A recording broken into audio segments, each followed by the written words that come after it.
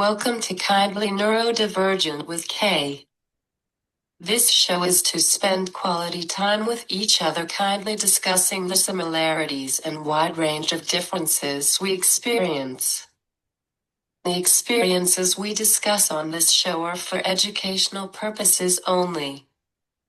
Please do not substitute for professional medical advice, diagnosis, or treatment. Before we begin, I respectfully request that if you witness any pauses during this show, please continue watching. I'm composing a spontaneous comment or question, someone processing their thoughts, in addition to repeating something that was unintelligible or misunderstood. It is natural discourse, and we can choose not to say anything while this is occurring. Today I have Polly Benson with me. She is here to discuss her invention related to handwriting. Polly Benson is a licensed occupational therapist with over 30 years of experience specializing in handwriting development, fine motor skills, and school-based interventions. She is the inventor of LegiLiner registered trademark, a handwriting tool used by thousands of educators and therapists nationwide, and is known for her engaging, practical workshops that empower teachers and parents to support struggling writers with confidence and creativity. Welcome, Polly. Thank you for having me. It's a pleasure to be here. Yeah.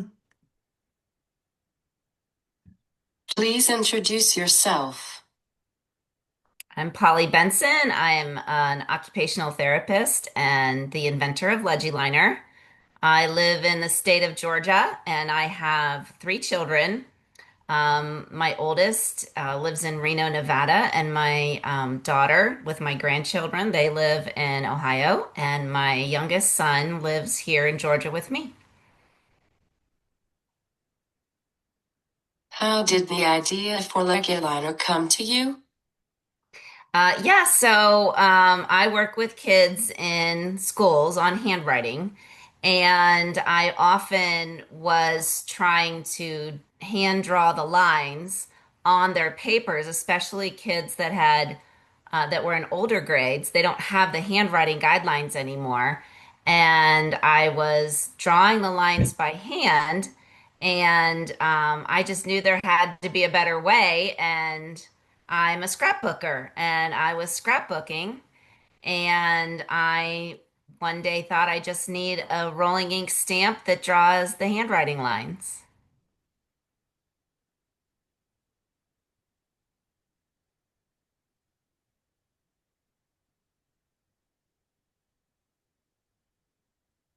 What happened to the guidelines? Well, sometimes when students are older, they're not working on their handwriting anymore. So they might just have like a big empty space where they would have to write their answer in a on a worksheet, and they just didn't have the lines. And so when I had kindergarten and first grade, a lot of the times when they would write their answers, they would have the lines there and they could practice their sizing of their letters. And I think it goes really important that we're learning how to write and form our letters correctly when we're young so that other people can read our handwriting. And so when you get into fourth grade, fifth grade, they're supposed to know how to write neatly, and they didn't have the lines anymore.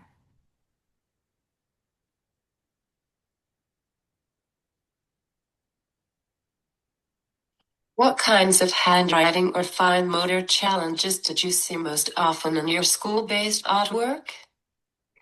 So sometimes I saw kids that had just too tight of a grip, or maybe they weren't really strong. Maybe their fine motor skills were not very refined. They might hold a pencil funny, they might hold it wrong, or just differently than other people. There is what we call an efficient handwriting grasp, and that's what they call like a tripod or a quadrupod grasp. But I would see kids that held pencils like this or like this. And so sometimes we just had fine motor delays, and other times they were kids that had birth injuries or cerebral palsy or something like that, and they didn't have the ability to hold the pencil the same way as other people. What did the first version or prototype look like? Actually have it with me. This is my first version. So it's called a rollograph stamp, and you would roll out the lines like a pizza cutter. You just roll them out on the paper. It actually kind of still works. So, but what happened was to buy this stamp with my own pattern, I had to get it custom made, and it was like $30 plus shipping. And so that's a lot of money, but for just one stamp, I knew how useful it would be. So I went ahead and invested the money.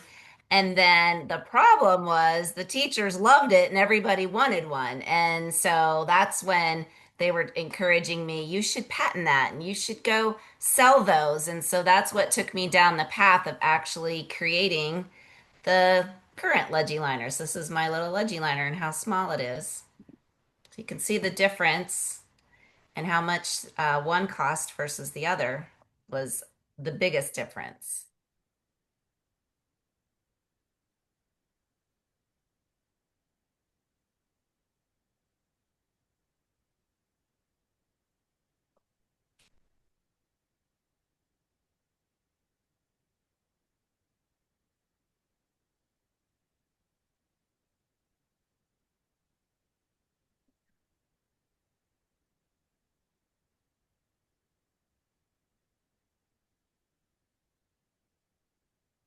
What made it how different it is today? Okay, can you repeat the question? What made it how different it is today? How it's different from the original one?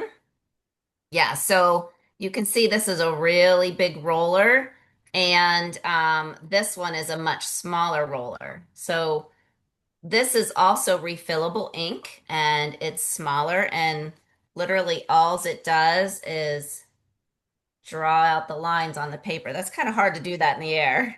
Let me do Mhm. another one for you. So I have a blank piece of paper. I draw it across the page, and that's it. Super fast like that. But what I like about it is it fits in your pocket or it can fit in a pencil case. And so it's very handy to just take with you on the run. It's an oil-based ink, and so if the kids leave the lid off, it won't dry out.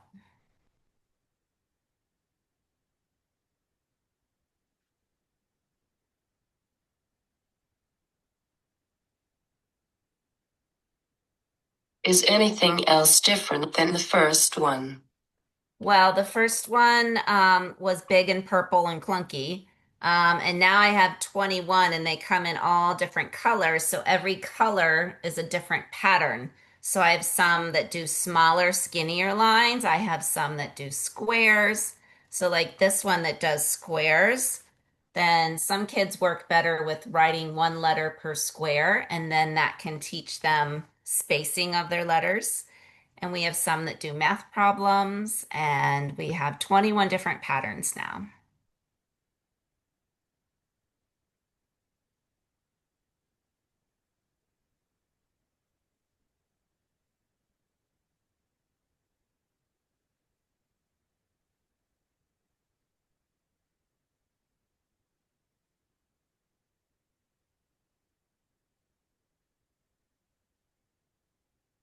How did you come up with the patterns? Oh, that's a good question. A lot of times they came from teachers as I would go to conventions, or like I go to homeschool conventions and I set up my table and I sell stamps. Oftentimes they'll ask me for something like, do you have a number line? And I'll say, no, but that's a good idea. And so the next time when we're ready to produce a new stamp, we made a number line. I've made some with bullet journal dots. Someone asked me for a music staff, so now we make music staffs. So really, a lot of the ideas have come from other teachers. Some of them came from my own practice. So I was doing, I have little tiny squares, which are good for lowercase letters, but they can also be used for data collection.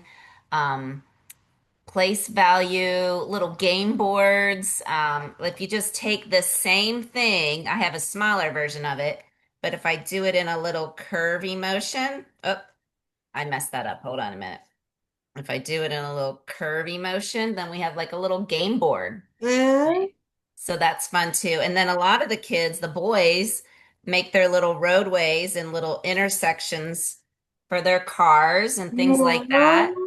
So just different ideas from parents and people. And um, one of the stamps I came across makes math equations, and so I started carrying those too.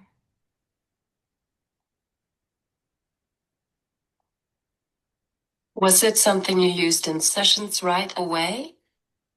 Well, I've been a therapist for 30 years, and I wasn't necessarily um, I don't necessarily introduce it on the first session. What I like to do with a student is see how well their handwriting is just on plain paper first.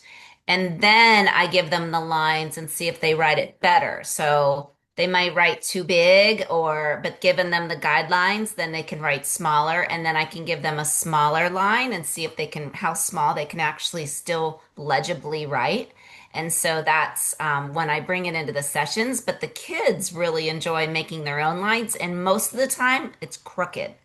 But that's okay because we can still write on crooked lines. And I've had teachers and therapists do little rainbows, and you can write on a curved line. And it just makes the student focus a little bit more on how to get their letters placed on the line correctly. And then that just makes them work a little bit harder and focus more, and they do better with their writing.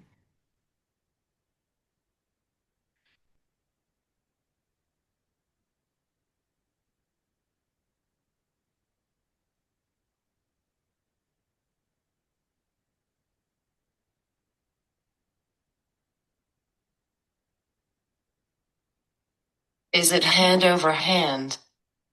Oh, sometimes with the students, but it just really depends on if the student's goal is handwriting. A lot of times I'll do the lines on the worksheets because we want to give them maybe 3 or 4 lines in a space to write. And if the student has any motor control issues, they might not be able to get 4 or 5 on there, but I always let them try first. Um, I do have some autistic students that don't care for hand over hand. And when you have autism, then that can be very aversive to students. So I just really try to see what each student needs and if what they want to draw their own lines or do they want me to draw the lines for them. The goal is not drawing the lines, the goal is writing correctly and writing neatly on the lines. How did you come up with the name LegiLiner? Yeah, so it is pronounced LegiLiner, and a lot of people say LegiLiner, so we always laugh about that. But I combine the word legibility, so writing legibly with drawing a line. So LegiLiner, that's how I came up with it.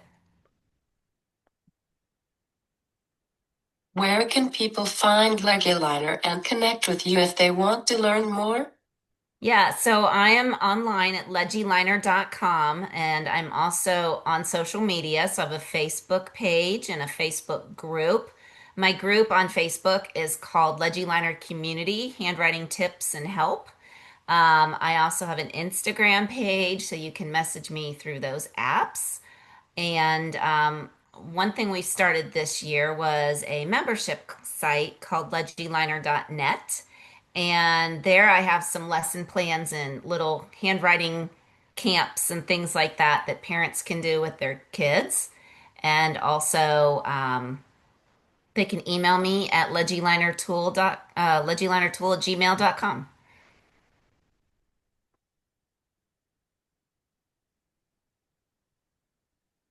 What are your handwriting tips? Oh, so we have lots of handwriting tips. I do lots of trainings and things.